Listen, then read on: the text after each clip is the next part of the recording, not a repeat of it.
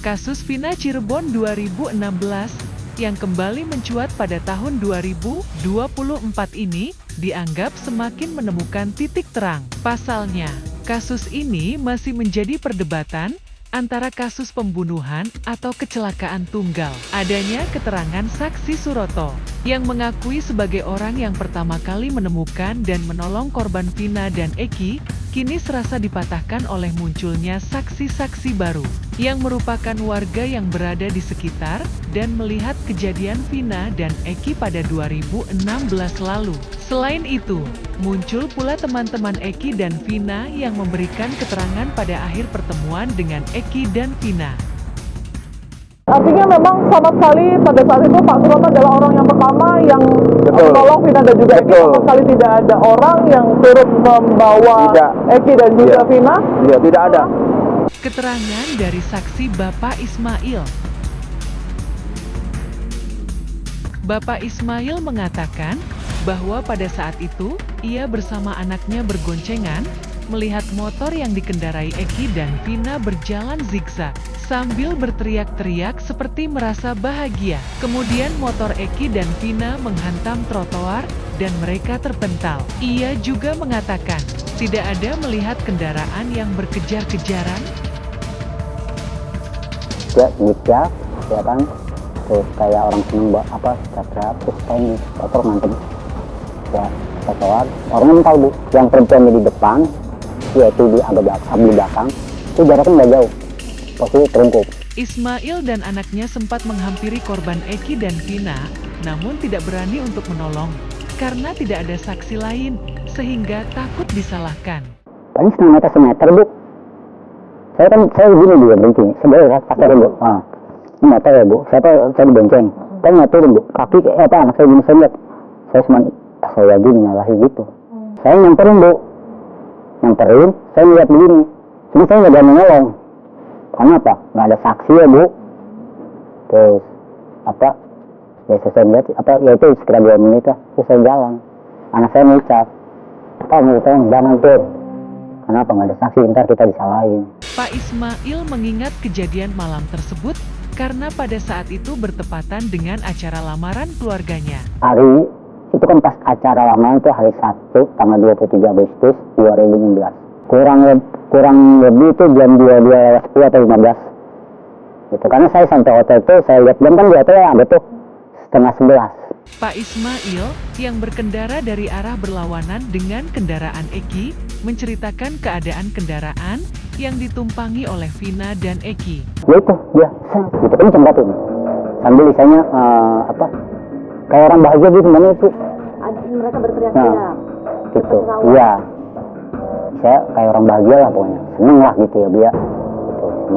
Pas nggak lama dia standing ya kan. Nabrak kemungkinan dia motor tabrak trotoar. Mental orangnya, Bu. Kesaksian Oki yang melihat kejadian di TKP. Oki merupakan warga sekitar Jembatan Talun yang pada malam kejadian Vina dan Eki, ia sedang berada di bengkel dekat Jembatan Talun. Oki pada malam itu sedang berada di bengkel, kemudian diberitahukan oleh seorang warga bahwa ada 2 orang yang kecelakaan. Jadi saya tuh di dekat bengkel, Mbak, turunan sebelah kiri tuh. Jadi ada orang bapak-bapak kalau nggak salah tuh. Mas, itu di atas ada orang kecelakaan, orang 2, cepet tolongin, kayaknya sih masih hidup. Saya sama Yayan ngecek ke atas, naik motor itu tuh, iya ke TKP. Di situ udah ada orang 4 atau 5 gitu. Warga atau polisi? Warga. Pada saat Oki mendatangi TKP, ia melihat antara 4-5 orang warga yang sudah ada, yang berada di rumput-rumput. Di antara warga yang sudah ada itu, tidak terdapat Pak Suroto. Oki mengatakan, tidak ada yang berani mendekati korban sebelum polisi datang. Jadi polisi datang tuh, polisi berdua, satunya tuh sama sipir, mungkin itu Pak Suroto. Nah, terus pas udah kayak gitu, itu tolong dibalik, kan posisinya tertelungkup tuh, Mbak, yang cowoknya. Oki mengatakan, mengenali kedua korban, karena Eki dan Vina pada siang hari sebelumnya menambal ban motor tersebut di bengkel Oki. Lebih jelas lagi, Oki mengenali helm dan motor yang ada di TKP tersebut. Dari motornya, dari motor si Eki-nya tuh. Awalnya kan siangnya nambal ban ke saya. Oh, siangnya sempat nambal ban Iya. ke Mas Oki. Iya. Di jam berapa itu, Mas? Duhur. Duhur. Iya. Apa yang dilakukan Oki waktu itu selain nambal ban? Mungkin ingat percakapannya atau dia ngapain bersama siapa? Sama ceweknya. Ke satu dari motor, Selain motor? kedua dari helm. Helm. Kenapa helmnya? Helm siang juga pakai helm itu. Oki menjelaskan, kondisi Eki mengalami pendarahan di kepala, tangan patah. Sementara Vina menggunakan celana pendek Ngevans dengan kondisi terdapat rembesan darah dari kuping. Pendarahan dari kepala. Di kepala, belakang. Iya. Ya ini tangan ini patah, Mbak. Tangan mana nih? Tangan Ini kanan. yang ini. Di sebelah kanan ini. Iya. Nah pas itu kan polisi minta bantuan untuk ngangkat tuh. Ayo diangkat. Itu tuh helmnya dibuka dulu kata polisinya kan. Nah sempat saya mau ngebuka itu. Jadi ngebuka ininya tuh kancingannya doang. Pas sudah dibuka itu ada rembesan darah, saya nggak jadi. Yang naikin ngebantu ngegotong itu dari warga sama polisi. Dari warga yang tadi sudah di sana dan polisi. Pada saat itu posisi Mas Oki di bagian mana tubuh Vina?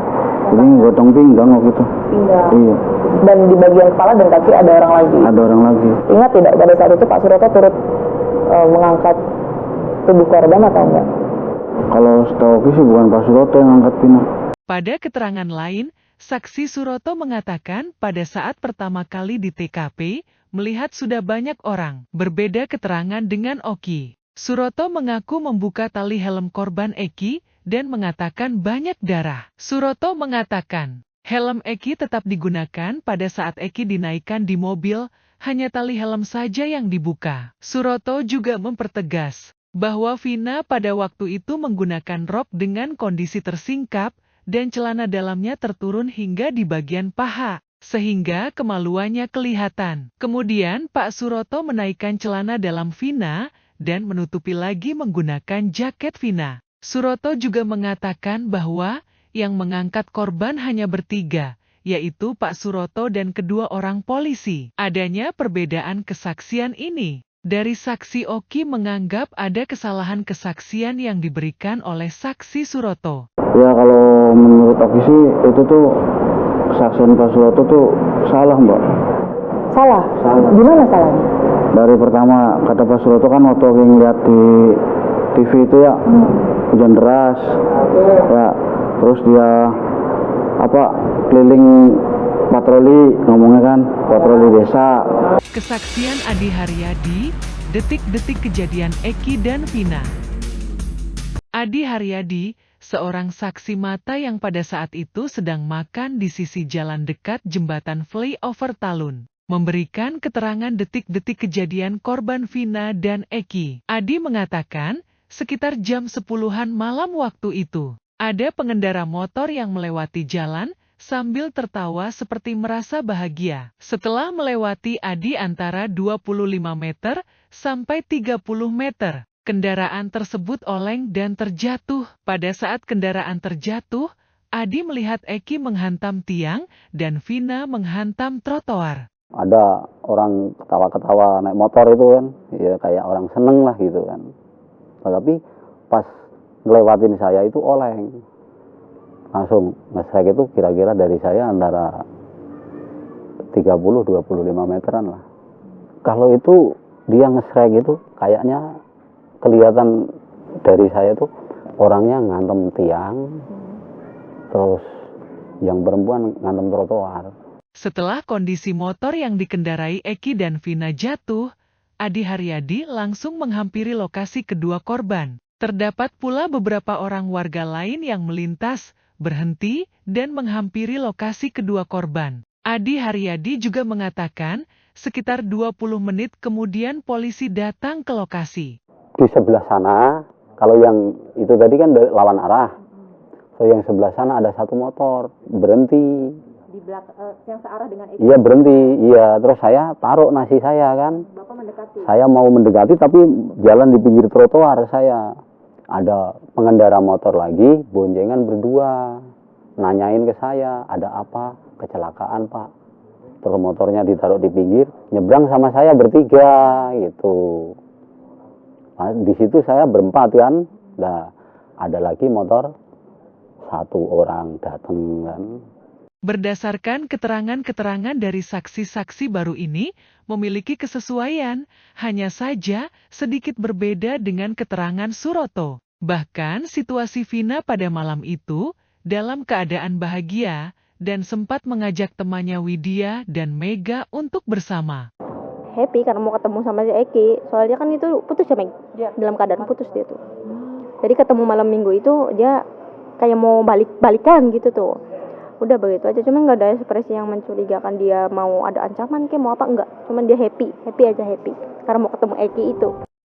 Nantikan informasi lainnya. Jangan lupa subscribe, like dan aktifkan loncengnya. Netizen berikan komentar supernya.